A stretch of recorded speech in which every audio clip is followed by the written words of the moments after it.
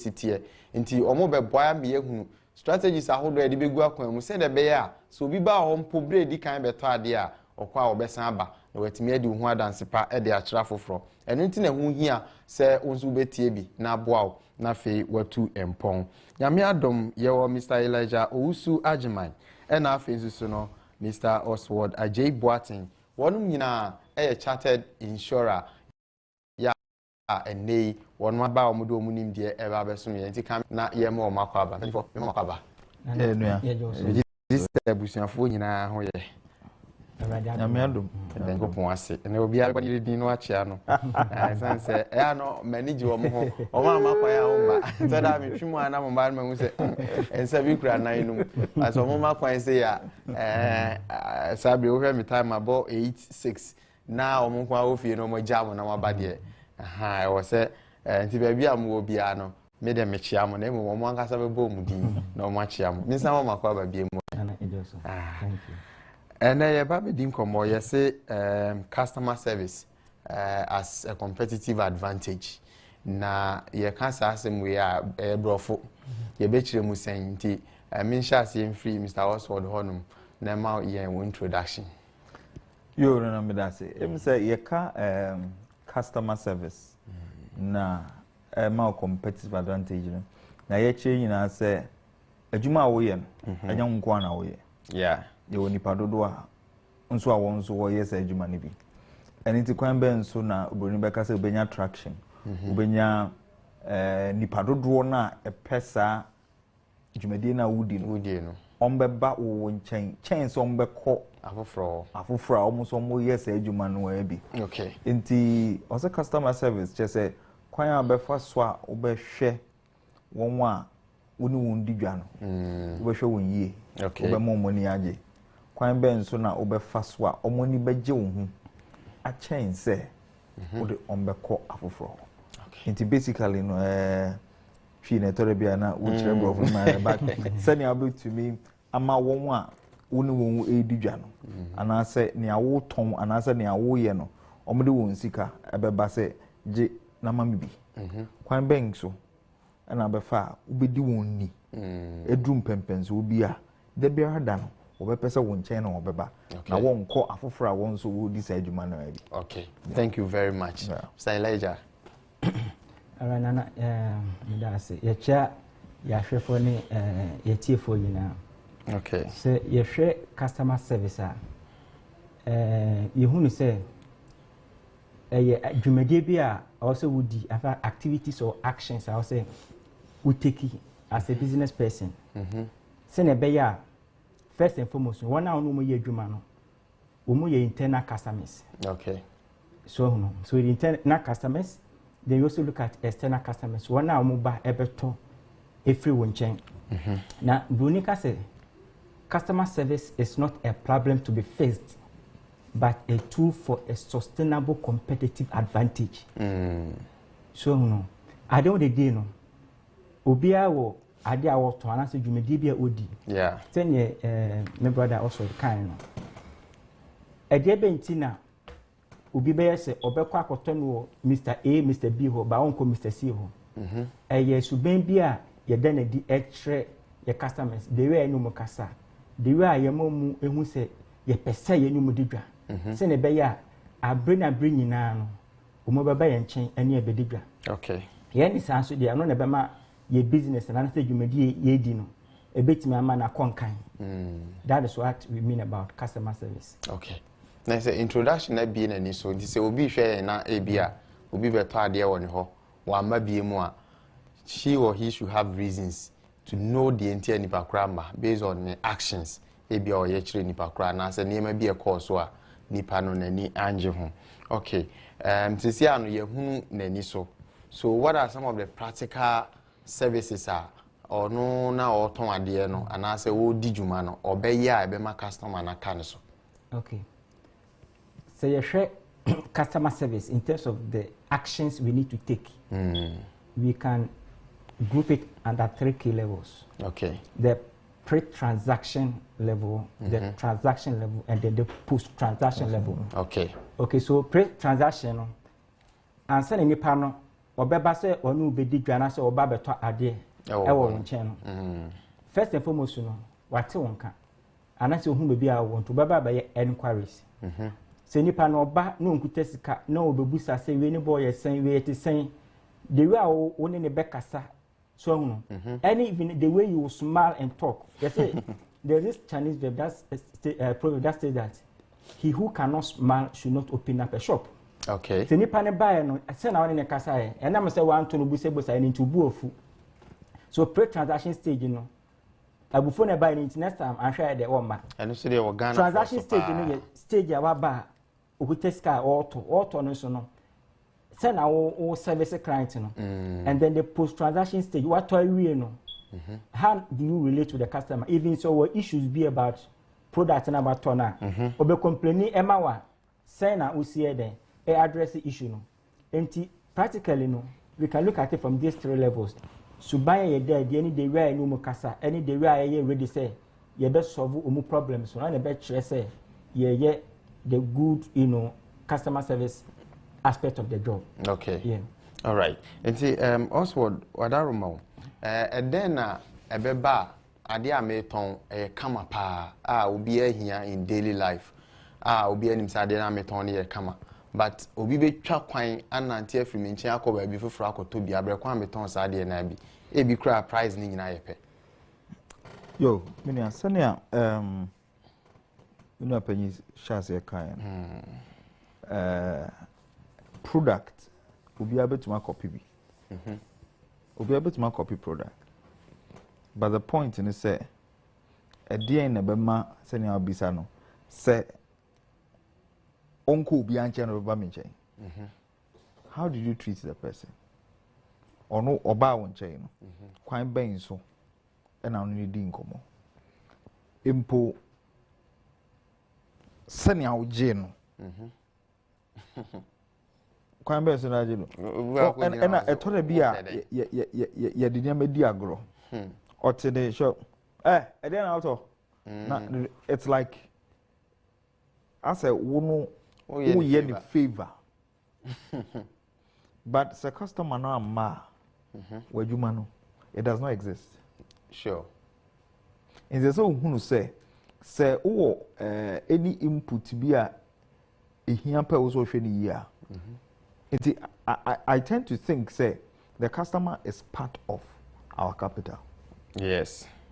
Enye usika na de ahye no anasa wo ka bia wo ye adwuma no.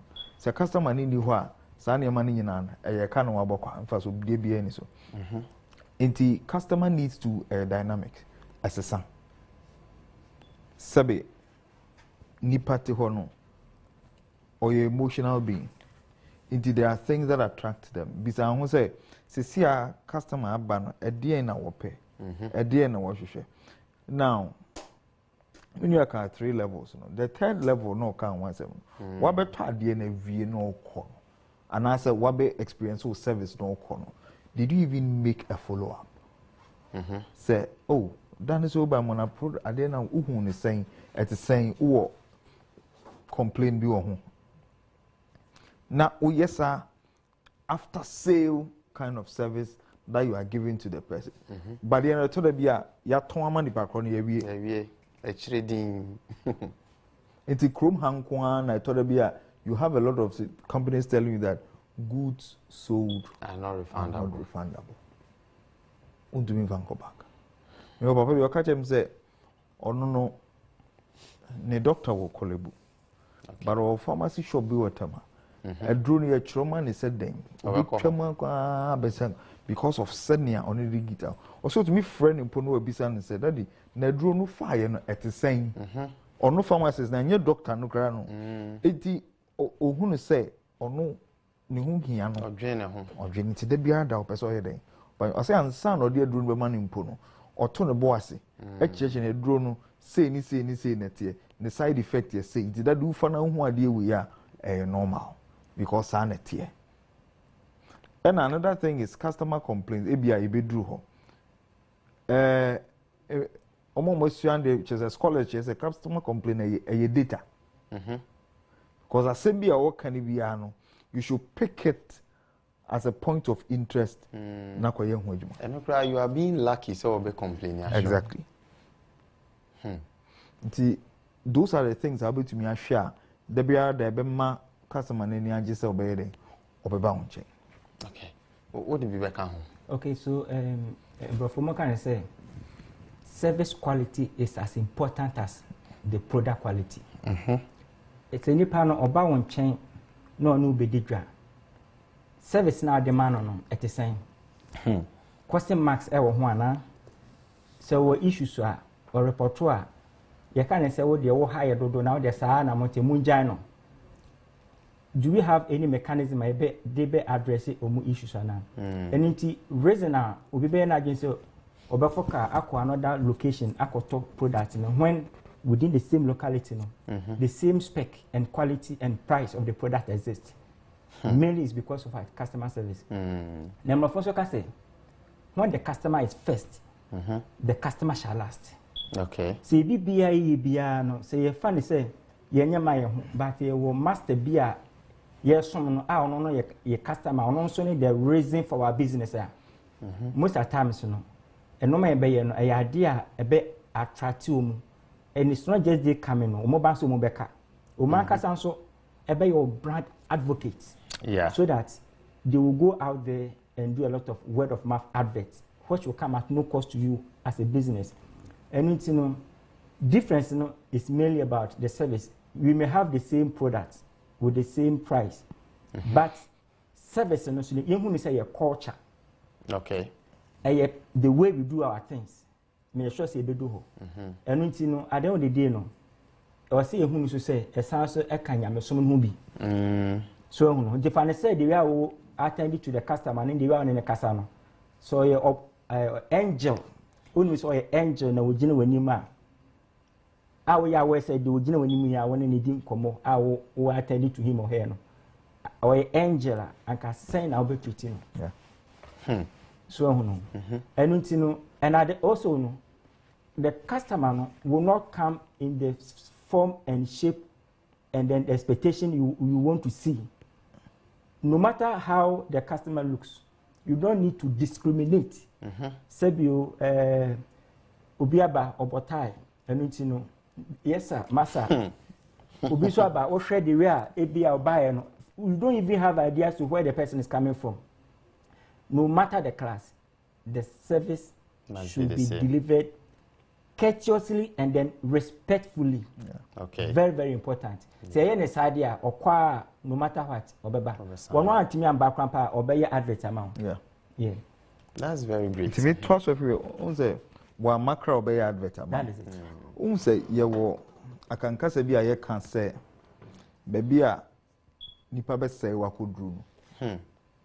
Wo to me as I want to mean every demu image yes. In the same way, no, as I'm bonny, it move faster. Nia nipa no asembeka no. Eno no bia begye die. Yeah. Inti ansa na yebe hu say na wotie no. Na agensem. Into the same way no, se woni obi didwa na oba wo nchen a. Asembisa wo se bisa wo ne say se nipa yi kwa ede na obeka fa adwuma na meye de meye no. Ye de ya na nhye dan fa ye ho. Ebe fa ho. Adwuma no gu wi a na abehu no say sabi medi nkora asem. Because the point any say ni ameka kire me nua no. Who convince him say kwadwo krasi okọ ha o na ha na say ni no me ene ma me nkoso nhwe. Enti mame nkoso nhwe no so aba oba he no ampa o ono so beka che na yonko na ne yonko no so ayeden aba enti etwaso to in all kinds of business me kai say me be free school bi mu na asema one of the school ne ka che me ne say ni school gate ni yantum. Wow. Na me say okay, no problem. Na the ref say me best school, me de me ba ni best school ho no. It came with Nkurabe 6. When me say bra me yi me benefit was 6 ni na free ho. That's the effect. Another 4 SM free. 10 people within a space of just 1 week. It's a gate in this. Gate in this one. A small catch up, no, so 1 year, 1 question.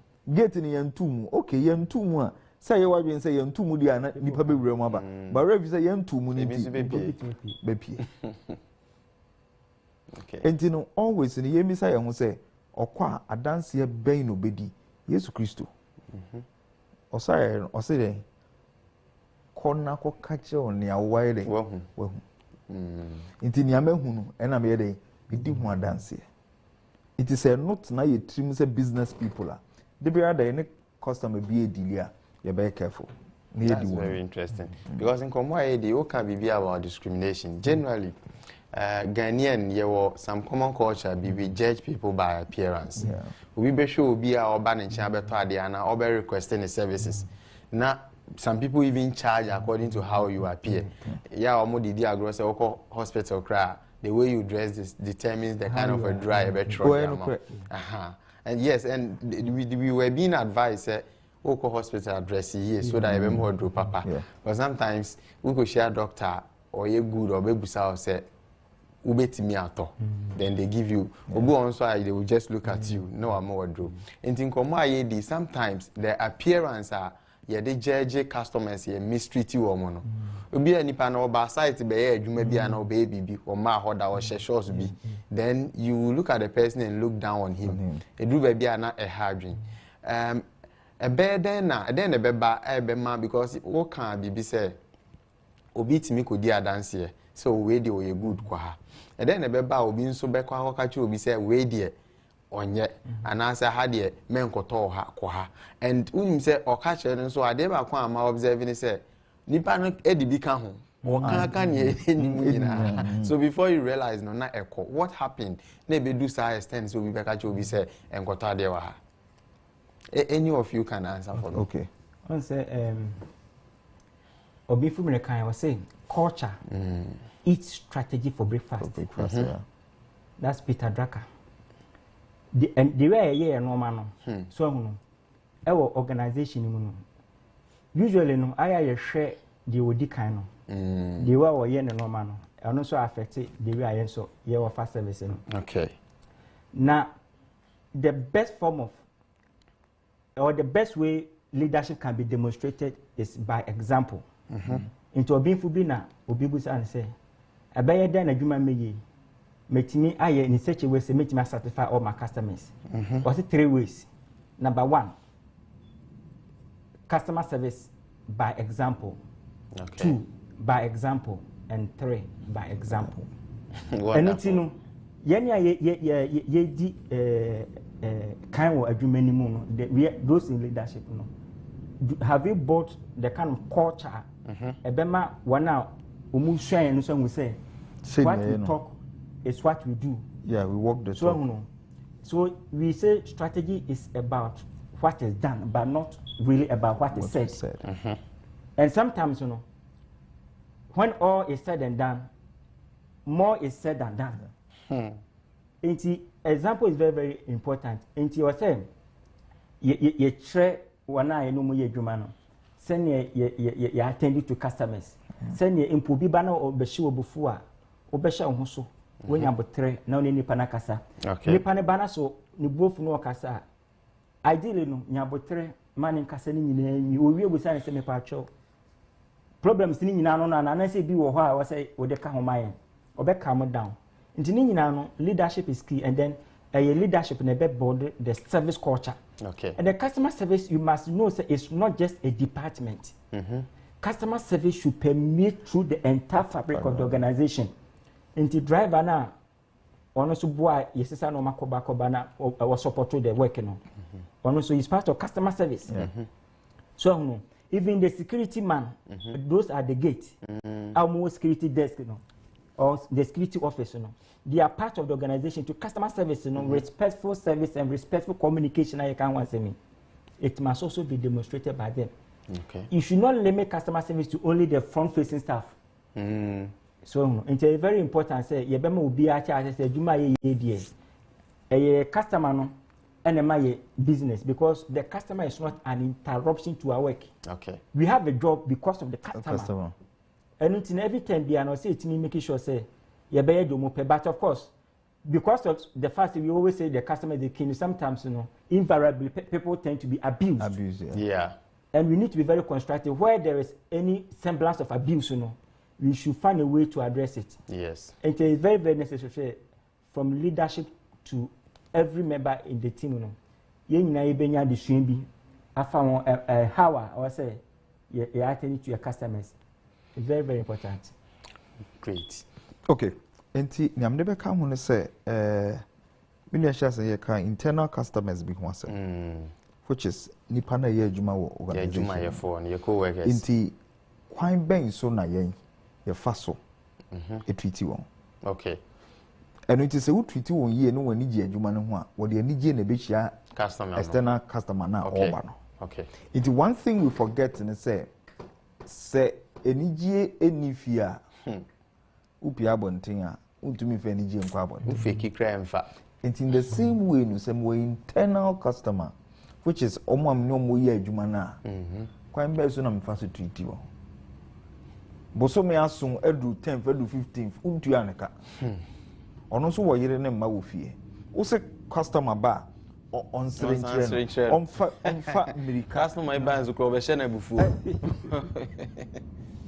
on fa America na onko shia customer no ye no emfa enti e wo se we bi adwuma bi e wo se won ani owo ye adwuma no e wo se wo ye den wo hwe wo yie okay ena e to de bi na se issue bi wo ho nti niema bi enke wo se wo de ma won no eni wo wo se otumi nu esi nkonya na no mu di nkomo na mo ti ase ese nti a ayesa na bresunsu na niema ne koyie wo se won so ma won ne e wo se omunya nya no o ma won sa eka nti eno nso ya de a e wo se ye hwe ne yie ena me pese ye de ba form kakra eba ya ye nyuma nkakra nkete enye big organization bia me pamade me carpenter for me ye me yetri maba won chense mbeye meti wan kasa na mba won chense mbeye utiri hu sakatu utiri asa wunsi na wo na obeye meti amame no dabi that appearance alone sanya wo appear na ye window enti se wan hwe ne yi a people dabi enti so person treat customer with respect sanya wo appear no very important me pamade o ba me nchen sebe abesusu watade o ba me nchen me sa de aduane me yiye me de me sa papa insure that so me sa na mafa na me de no enyefe enti if you are treating me with respect I won't yes ade what I say sebe enka kakra wo ho na u besusu ne basti no wo the tape measure no what I say wo the afa ne ho nyina say nti upeja ho say sebe nka wo ho nyina and you don't respect the client he's not coming there eno no wan kasa nti ono no or the asem no be ren ebeko the wan kasa na ya na ehu pa what I say waba baabi a sebe aduane ho niam na woton enso eho basa ye mpra ho bebia da bebia basa dabi enti ni nyina fra culture na mini afanyika ho asem say culture be na edete ho enti se nkoyie sa na ebi wo ho na nye kasa wo kan ye enye ebi ade no wonu ne kasa afew so ade no so de man ntem ne price ne so eye nanso sene awaye wo niam no enya ade a enti ni nyina so ka customers ye wo nia ye mie ya no nka but how you appear how you deal with the client send you very important send your way send your do money it shows respect to the client because so respect you obi ba ofie na se udi ni die pa mana ma hwe kra bia be penti ofie ansa na waba in the same way clients no oba won chain ono no disika na bro then I can say the client is not an interruption David you have a business because of that client. Inti hunu say environment no oba be pie mu no ɛte sɛn And so yɛ ade a ɛho hia ne yɛhwɛ ne yie. That's very great. Opani bi kan sɛm bi kyerɛ me ɔsɛ customer ba wɔ hɔ na ɔbɛtɔ ade a yɛ senses ni nyinaa no ɔde yɛ adwuma ɔhwɛ nea ɛkɔ so na nkɔmmɔ bi a wodi anaasɛ deɛ wokasa nyinaa wɔtie owie nso a adeɛ no a wɔde ma no no sɛdeɛ siteɛ ɔfiili hwɛ na ɛno akyi nso no ɔhwɛ wɔfiri hɔ akɔ no na wahwɛ how a obi wɔ koraa ɔnka me da ase ɔnka baabae fa ha na wobɛnya kaa anaasɛ we wobɛgya wa ma woagyina hɔ agyina wiam koraa na wogyina hɔ nka sɛ wo kaa mmaa deɛ abɛgyina ha saa nneɛma no nyinaa no ebi mu nyɛ nti obi a ɔno n'ani ku saa deɛ no ɔmɔnita no nyinaa no wahu sɛ wonyɛ nipa papa because there has been a time a mekɔtɔ adeɛ ɛkɔm de me paa ba mekɔ nipa no yɛ kɔɔ no mekyia ne mpo no asɛ wante to ne bo ase yɛ ne kɔɔ ne wieɛ ansa na wɔbɛka kyerɛ me sɛ mpakyɛ wo pɛ den. So you can imagine such a person say nye me ho na actually me a be den se mesan ko se me kota debut. And these are some of the mistakes a ye maame no mu bi ye nua no mu bi ya odwen se obi na ye no but na ye yankasa your attitude. That is why we are discussing this. And the moment into omofo let's pinpoint some of the because we are customers including woman I catch they are all customers. Na de ya ne say ono na akọ ne ho na o treat you bad no okọ obi ho a o expect different treatment muntu o mo fuma me isi da bia me ka say ade bia o ye bia no o ton na o ton ade a o ton wo ho first good nti customer no o to ansa na wa to ade na wo ton yeah that's very true. It is the customer buys you first because sabi at the end of the day obitumi nya bi wo ba bia nti so beto wo ho a na che say what the bibia di sunku nti na oye de oba hu che mene masori officers meeting I think last year na mbisa won say baby a oto ade wo ho ade nti na da bia wo da so to ade wo no obi a che o sani oni mekasa sani odi ne hu ni sani oyese sani oyese sani oyese na mka che ne se nti se sia no die nti na obi betwa asori atwa ha nyina hia no beba ne gina nsema ya keke ya so thank you nti I was say a total bi kra na asori ehunu se members na ye wo no all your customers. Yes. So if you treat them right, they will stay. They stay. No matter kraba. Baby oteno. Enko ye. There is no edge say onko fo bi mfa nya den. Emra. Inti kwan be so na offer so aton wo ho. Ama wo why attractive to that person. Say na kan no. Woni na kasa say ojina phone so che say you don't even matter. What you say? Na me wo shop uton nsuo. Sabe o di dokono. Ma me pacho me to nsuo. No de nsa no a o di dokono na wan ohuru no. No de aso anu na abeno. Na most people o yi nsuo anu aso anu. Adenti na be za.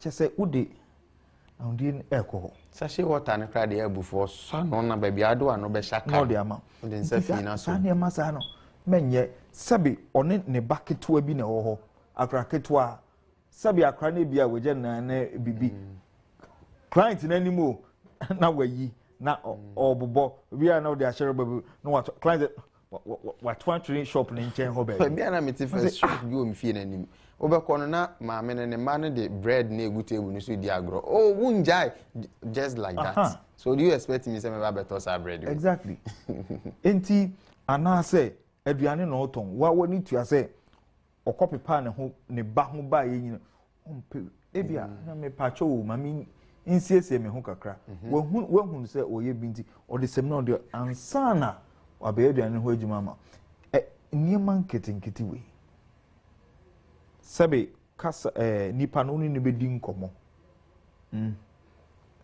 aduane hye wanum nam u to den we fa obu ho cross ade na o hu se aduane hye no na di nkomo no the time you put them off. Yeah. They are simple things. Near marketing kitty was say you to me then. A share who ye won.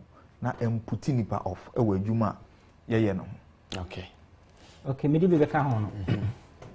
Customer service really thrives on consistency and the credibility.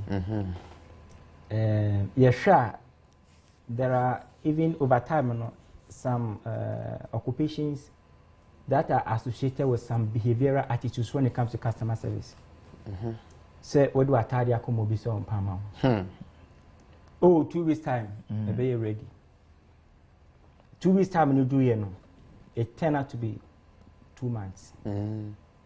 And sometimes, just a one-off event or occasion. Debia. And it's though you need pay you ain't many be 100%. But I don't know say some variation debia. And I say, Obi oha wa Jessica. Oh, maybe be you man now. Next week, a bit might take 1 month. A baby stage because be friend no say. Fakra. Obedum phone mpo. I don't know. Ye bon pass rade on to ni shabu so ni mu yinuma so na de bia enko so. But suban bi e dead ni so no esa pam ye customer. Say nyame na de customer na bro. Aka ni obeye. So ahunu. Enu we need to show credibility or say yetimi suban bi e dia e be ma ye di no kre. Yeah. So na be ya your customers ni so meet my attract ye. Okay. Aside that ni so we are talking of consistency. Ebia me pewo say oni me yadwuma eni and then oh bra like me so mo kama. The moment I baba na fede afa na me show me true colors. Na fede manya. But the way I was smile ya wo de ema menya sa akonya na say o pepper ne say me no be yadwuma no ana say me no be di insawo so no. Se na wasesa. For worse. Enu ntina we say make sure say your service quality you be maintaining no. So ho. Aside that no so no. I bring a bribiano or say you who's a customer now you'll be a obre your business. Nani panabano. How was the person receive? Only panabano kwa ni yemuna ni yedisheno. Or banakwa I mean it happens look otadi and I say even work of car. Can work of we be what watch at all. Now we call driver and bet my car to say you are making noise in my car. This is my car. But the car is actually chartered.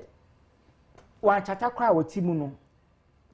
Ono no offer car na sebio when you can cry now the manage your business. And which no see who say nipa no emra ye de car ye adwuma no mo betine mo ye customers. Once sometimes betimi akofa obi car and I say obe chata obi. The service of the man every time be no. O person wo fresh any pana na baby will be obe fa. What is the difference? It doesn't mean say baby will gina no cars ni bi no ho. But just because of what the kind of service, even the way any panel or fast service, no, on one car needs no better travel anyhow. No cray. But you should know send the panel to know your customer. And we say there we no. Our actions and inactions should be well measured to ensure say when umunti ya setting up the business no, ye show mu to the sense say umukwa umubesan baby. So no. And no say ni panel bar at least. Even if you cannot smile, sometimes you know they'll find so shopper. We will say be on a particular row or on a particular floor, you have about 20 people selling the same item. Adena unimobile, Adena oboko mami A ho, now unko mami B ho. Sometimes we become A, B, C, we do F. And some crown wakoto. And some wakoto. Just a one adding a banisena, umuina on the same product. Sometimes within the same price range. But udu hono, you were not, you didn't feel welcome. But obako yana F1 akwakoto. They were very receptive. Say nipa ne ba. Say even ura office, sometimes in open office. Baba will say out of the people sitting there no. You walk to one person. Yes, because no pen and anemia welcome. That is it. It is very, very important. Yeah. Sometimes some of these things I didn't share down course, but very, very necessary. You observe that. Yeah. Office na some working. Ura office do what the way nipa ni besi I say we alien being a ura hon. What need confidence the obe can create fruit and it's very true pa. Inti mo amonso nyame ado motete office no. muntie ni yepa yebeko break na answer na no yenkan message we Mary or say right on point Elijah and Oswald you two are doing justice to the topic inti Mary and so that's a pass we dwumadie no na we na or say I went to a car dealer shop. This message is coming from Facebook. Or say I went to a car dealer shop to buy Land Cruiser brand new. The lady showed me Land Cruiser Prado simply because I was a normal guy. But now I bought 2025 Land Cruiser from another company. Nti emse okoye no oko no normal wa ko botaya anko she suit bi anti no ono na kire de ope no ya kire ne different one. I was for you know we na ye na ye homra ye ba ye opia ye de beto aso amamo ye ba sisia.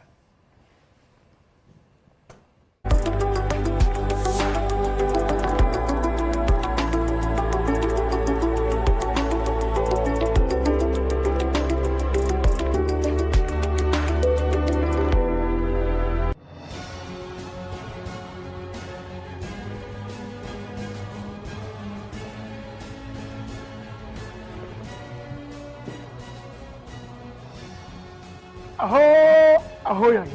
By God's grace, another wonderful series is here. We're going to take you through the theme, Paralyzing the Strong Man. Who is the strong man? And what is the strong man doing? And what have I, as an individual, to do to paralyze this strong man? Because of this, we are bringing you this special series. I implore you, I invite you to come and join me. Watch every Sunday, 7:30 p.m. on Hope TV Ghana, the Soldiers of the Cross. Aho! Ahoy! Soldier of the Cross, showing this on every Sunday at 7:30 p.m. only on Hope Channel Ghana.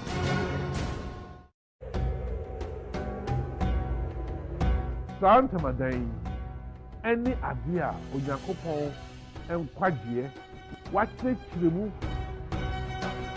Yeni agipi enam se yenye bibia yebese yede kiremu eya ade a asombo na enianum dinum ene onyame akawa akoma ene waye saa entamadan mu nhyiaye mu ne ketwa ya omoaye ede amaye we ya ade a ebetimi bi aba nsori mu emabu nhyiamu anase ekuekuo say we ye women ministry anase asori bia omoye interested so we free numbers here 054 873 1312 they said to me 054 873 1312 anase 024 512 6493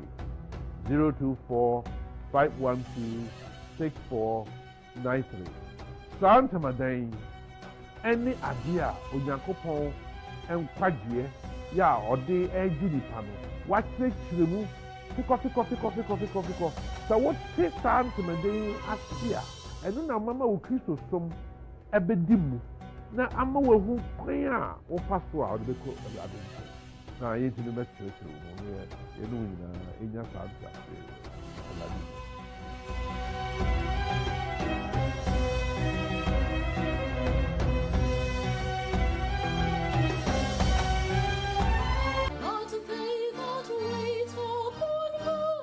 so many people were around Jesus. So many people were touching him. Some were pushing him. So many people brushed about him. All of them had problems. But it is only one person, a certain woman which had an issue of blood, 12 years, that really touched Jesus. For he that cometh to God must believe that he is, and that he is a rewarder of those who diligently seek him.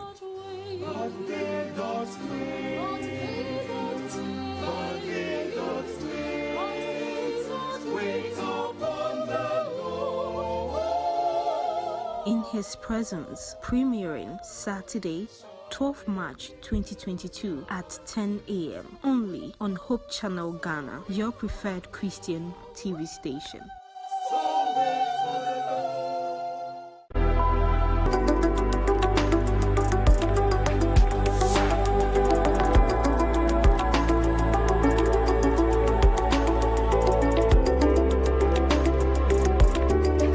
Yada ase so anya mre ne adaje atwen na yakwaba ebi afi no abetena wafide na nima ha Hope TV Ghana Hope Business Forum so nkomo na ya no guso ayedie no na yedi nkomo de afakwan befa so a ye ne customers ebetena ye se ne be ya ombeka ye so na impo ye potential customers no omo akoton ya kire omo no matimi aba na ye mu binom ye attitude e de ton enyema na enye so wo hwe mi wa wonim wa attitude a de store ho no unim attitude a wode pamade obi ba na oba abegina tade na adane ntokwa because suba enyefe obi ba na obeye trade style obekire na wode nkomo consent na wabọ ne basa okwa omba bio ka hu se safo ya anso ene kwa ya advert mayen onko ya advert oba bia o nyame ne ma customer ne ba waye ne 99% na wi wode ya ka ansa wode 1% e wo attitude be retain eno so na ye dey attitude e pam wo mo. Let's be very careful na yem fa decision we very serious na ebeboa odachi bi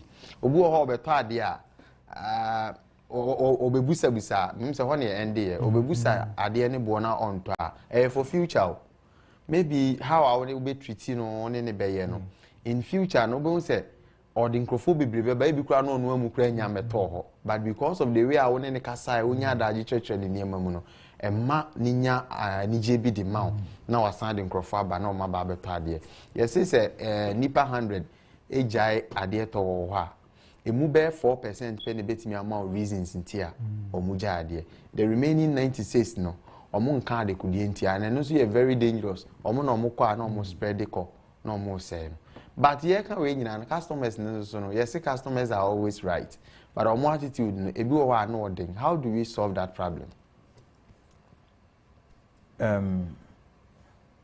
Ese sebe oba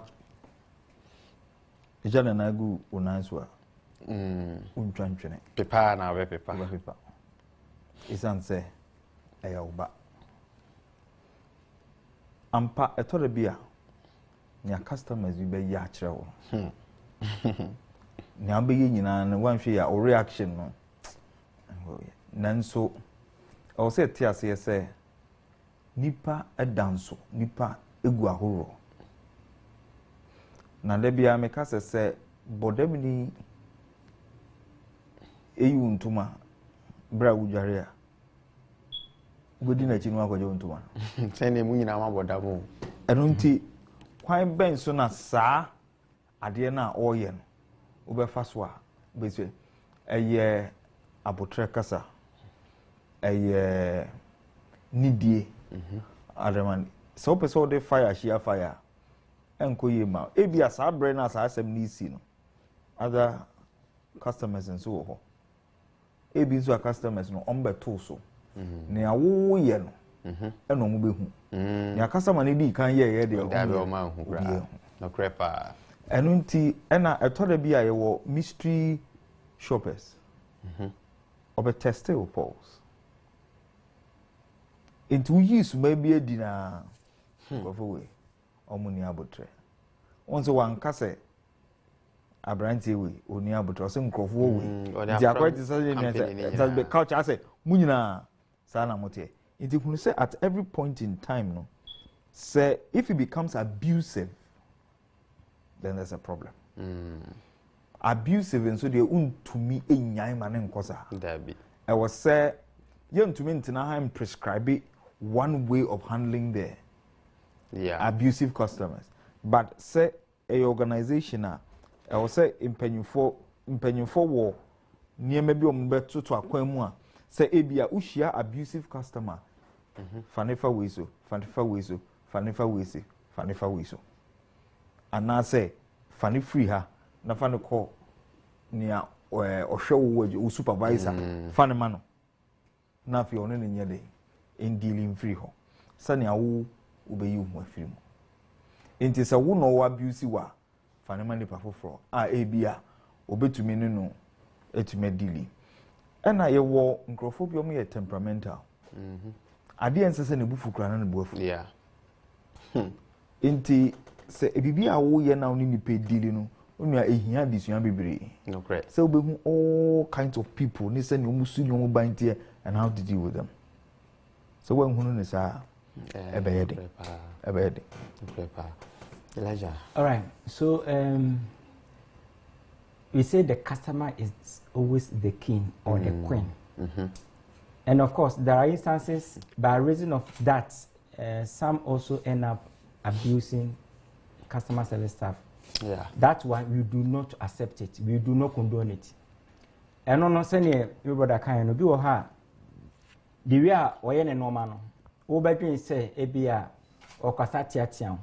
Obedrin say Ebia Diono Casano. But first and foremost, we must appreciate the fact that we cannot all be the same. Yeah. But ye duty say ye be study the behavioral attitudes and patterns of the people we deal with. Say ne be ya, say ni pa no bana say impo woni anka say ya.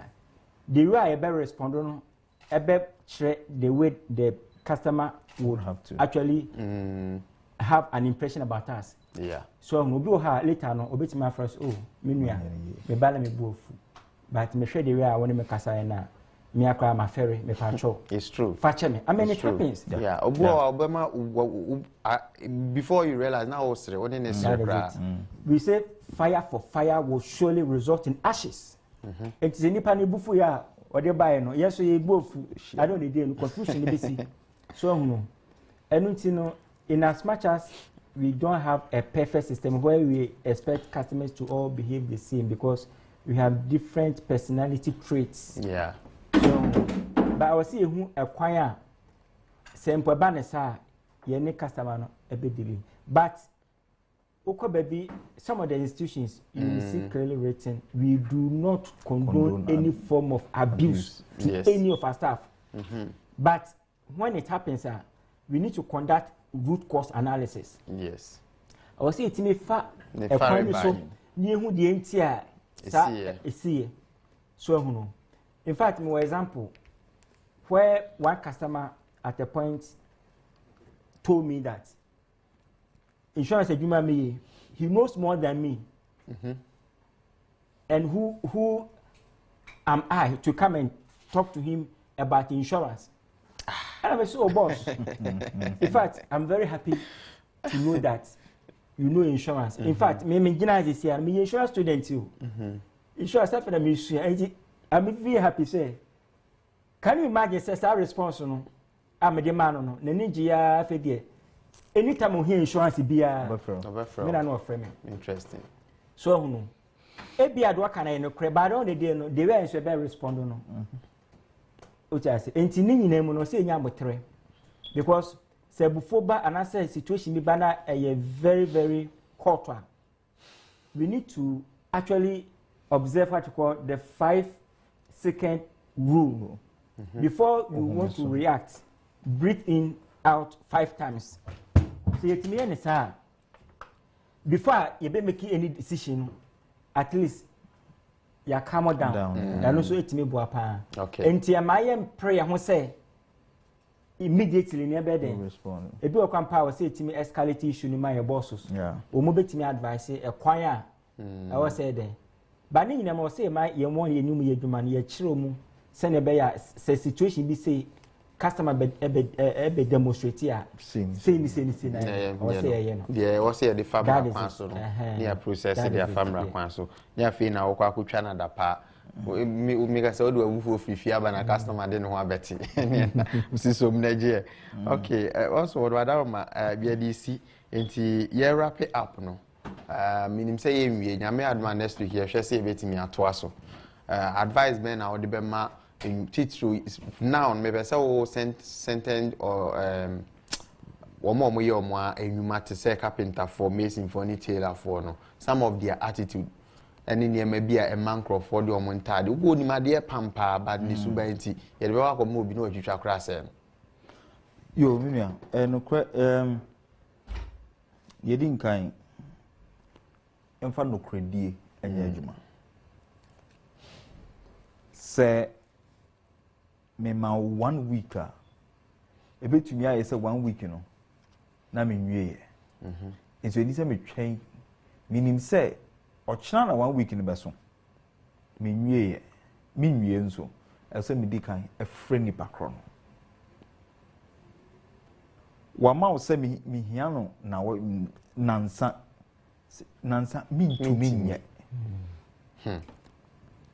oh aha me na express no wasanje wo express sika nti wo ba no wonsanka na e de abufuo ade ba akolo no afei e wo se ya ye yang sasa o si di ehuni appearance ni hia ye ni ehuni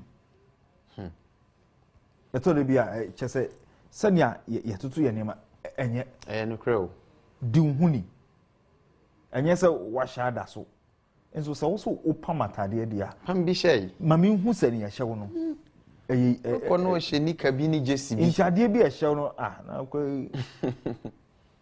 omuta hye singlet ba enti mema no so ebia me fan se hye wo na wo ba bia wo no na hye singlet ko na o singlet u peja hunsa enwi na wo aye ma wa ha aye ma wa you know that be free enye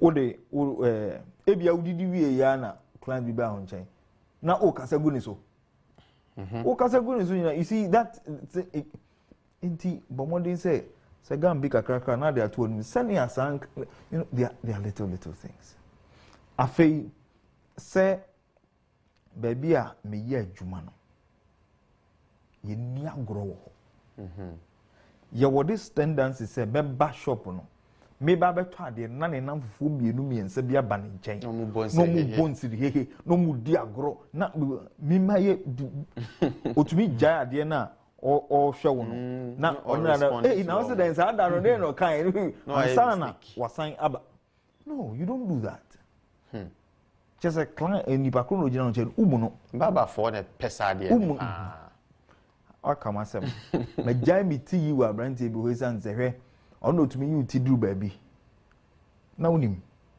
we jai na nyum no obo wo ni shop ho menua na osa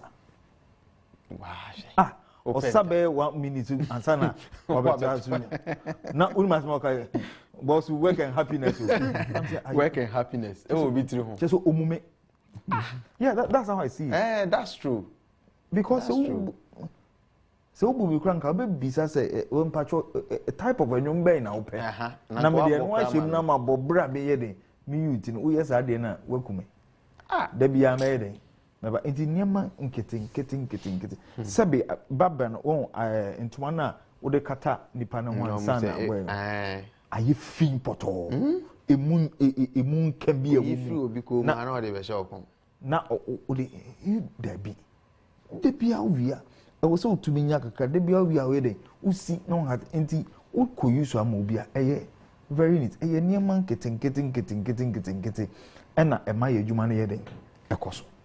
Thank you very much because obi o ti ablik man so ne baba o Medina because of Sadia baba form wo kwan so we san wo munyina ho because of attitude mpacho yen wrap it up here na also found the fa omo provision shop for attitude in fact a kind of brofo comes and say your attitude will determine your altitude.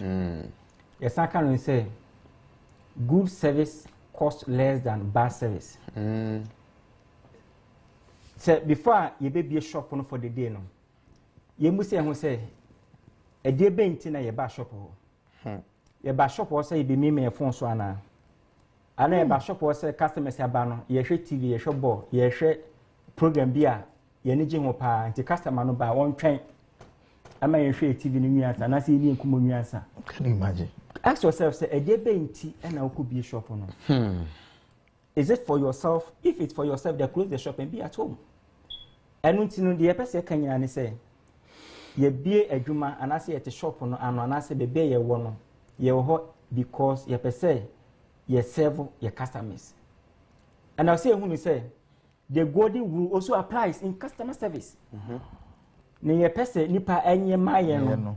Yes, Matthew 7:12. That is it. The golden rule. And until I see who say any form of service, any form of attitude you be shown. Yes, sleep when say ya na yakoye and yes sir, you demonstrate that attitude in any and you be who say. But we should not also forget say customer service, you know. And I say the way you attend to when I knew mudi a dra no. A kanya mesum hu bi. we should not limit Christianity only to the confines of the church. Baby will be or say you say the people we are attending to, they are also children of God. They are our brothers and sisters. In the idea, unfanye unya, and I say unfanye uhono, unfa enye ubinso. I don't the day no. We are in business because of the customer, and the best form of strategy ever is good customer service strategy. Once we get this right, all the other strategies will work. Yeah. Okay. It's very, very necessary. Ni nyina no so no, yeah, no so the integrity and eka ho no credibility. It's very, very important. Ni nyina mu no, say foundation aye integrity and as a credibility no, a weaker. Yeah. The structures may be built, but over time it will collapse. That's true. Very, very necessary. Okay. Right. Yeah, that's it. Pa, Mr. For your brain, no, I break, but yes, you're saying, Yami Aduma, that's a ne. You be babe to us, so now you're Nimuna and Swatch edition, Esia, into Mama Yen Shannon, so Nansen mobile money for Mabami area, Drepa, walk on in Chankrana or Chan Chrome View, or Yedo baby, or Buza say, oh, yeah, then. Say we oye cash out to and answer we deposit. The air yakran say, what for you more could do honey be any permumians or honor. Or when you me any more waging a whole we are no catches with Niska. Eh, ya papa, and into ye canino. A be a woos said you many who be na being or do a cotinano. She's by our de honum. Or the air same foul, customer bebo or mo. Obetia, but to kunya a Juma Rabian and Nikuna Juma who will be monitao, or won't say an Amosona customer's name ma. Obey ready. So be very careful. We you may be a fan so dear. Adia ba kwa Elijah kan manage pa ne say we hwe Christopher wo wiase. Penyame som fa sorry ba kutimi baase edom. Ye nyina se ye penyame anim adom te se kasafo we nyina e de sa attitude. Omo aso na ton etonton ne ma ye o. Omo de sa good attitude e di dwa ange me di nkomo we. But what do we see in the end? Obi a ne kwa sorry pa akoto na se wo twa obi ada pa wanka sakra wo yembe show but ni nyina mu no yesua de se de be a yebe sese free hu na boy ama yetimi atumpon we de 30 seconds mo fanchia wa free for se de me share board na yenko. Okay. Yo. Mecha me yire Constance Kasiwa Aje Boate na machia Masori Gulf City SDA Church Cathedral ba kope mechia mpanyifo ho nyina menuanom nso mechia ho nyina okay omo ana soso emu ni abedru ni ayedru ya me nsha eda ho nyina ase mpanyifo nso omo ni aye adwuma kire ya de ahoro nyina nso eda omo ase me wa ha nso de na I would want to also say mechia KK staff nyina okay isanse ehona yedipa ehunya pa ehunya mechia wo nyina nso. Okay, great. All right. Medasi mefa kwanya so na machia me hokani Eunice. Any abusuani nyina the G's. And also I want to send my special greetings to the Newman Proby Church and then the entire staff and management of KEK. Okay. And I want to say a very big thank you to Mary. And Mary, okay. I believe, is actually following the trend. Yeah. We appreciate all the support. I'm sure she's the one that sent them every time. Oh, that's so Mary, thank you. Okay. And then thank you also Nana and then the team. Okay. All right. Okay. Mary or him fans. Send a be a man for Mary, your colleague ever. Adwuma KEK insurance brokers. Nyankopon insurance pa. Nti se ne mu nyinu ye de insurance adwuma na ye. Nti insurance adwuma bia concerning upeso ye insurance ho hyehyeye bia. Okay. Ye ni nyina bi. Okay. You only need to reach out 24. Kan nyina. Because I feel Crawford talk about no so bia. Mo me insurance. And also no service na ye offer no.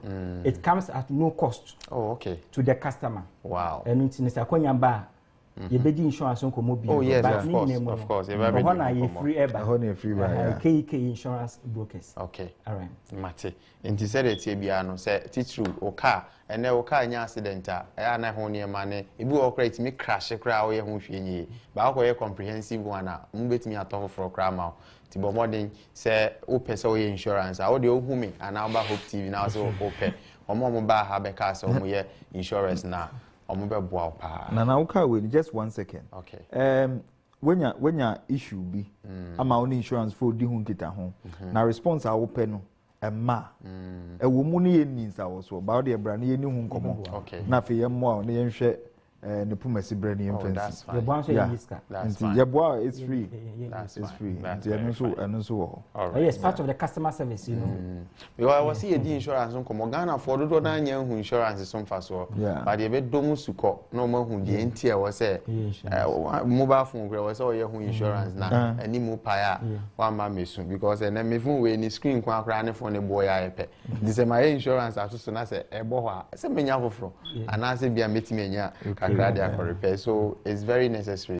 Say your modern year sa topic we ya you be hwe ne di insurance so ho nkomo na amafo enso ahu se na be a business na wo ye no onye ntungu se obi nka se bibi nsi na emo eja bi beto ma na bibisi a ubenya nsi achi ba bi na onso de ahye wo ho den yada mo ase pa nya mi nhwra mo yada mo ase abusuafo ye ko me hu se Mr. Hansen won fa edwuma die ni agro Mr. Hansen wo em say Swedro so if I'm right was sending me a message na da bia o hwe Hope Business Forum nti ba bia obi a oni abusua ni nyina no ye chia mo pa ene obi bia onso hwe ye nde yankopon enhira ne wati mbetimi dia ya afternoon studies e wa sorry na mo fan chekere mo ho ye nyina esesa yesuban a ebenya sika bebre afie customers ho na je se nyame enhira no eno ano no enhira ne ba o ye yesuban na pam so let's learn something good out of this yada masimidin e de nana kwa mesika wote Asori Penny Oswald